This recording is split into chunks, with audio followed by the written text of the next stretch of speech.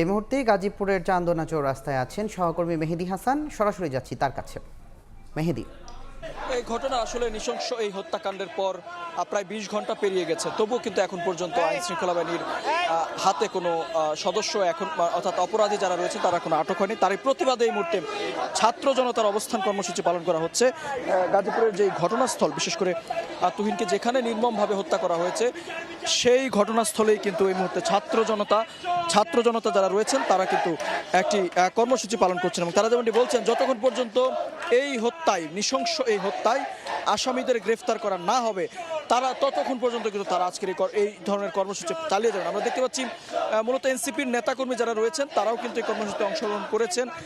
তার পাশাপাশি ছাত্র জনতার ব্যানারে একটি বিক্ষোভ কর্মসূচি অর্থাৎ অনশন, অর্থাৎ এই ঘটনাস্থলেই অর্থাৎ যেখানে ঘটনাটি ঘটেছে সেখানে বসেই কিন্তু তারা এই কর্মসূচিটি পালন করছে। আমরা দেখছি উৎসুক জনতার ব্যাপক সংখ্যক মানুষ কিন্তু এখনও সেই জায়গাটিকে ঘিরে রেখেছেন, কেননা আপনারা সে জানেন যে এই নৃশংস হত্যাকাণ্ডের পর উৎসুক জনতা কিন্তু এক ধরনের সকলের মধ্যে কিন্তু আতঙ্ক বিরাজ করছে এবং তারা যেটি বলছেন এই হত্যাকাণ্ডের মধ্য দিয়ে আসলে গাজীপুরবাসী কতটা অনিরাপদ এবং কতটা দুশ্চিন্তা নিয়ে বসবাস করেন সেই তথ্যই কিন্তু উঠে এসেছে এবং সেই প্রকৃত চিত্র উঠে এসেছে। এবং আইন শৃঙ্খলা বাহিনীর ভূমিকা যদি বলি, সরাসরি দেখতে পাচ্ছেন তার বিপরীত পাশেই কিন্তু আইন শৃঙ্খলা বাহিনীর একটি পুলিশ বক্স রয়েছে। সেই পুলিশ বক্সে কিন্তু ২৪ ঘন্টা পুলিশ সদস্যদের থাকার কথা। তবে বাস্তবতা হচ্ছে যখন এই ঘটনাটি ঘটে তখন তুহিনের বন্ধু দৌড়ে গিয়েছিলেন পুলিশ বক্সে, কিন্তু সেখানে কোনো পুলিশ পাননি তারা, যার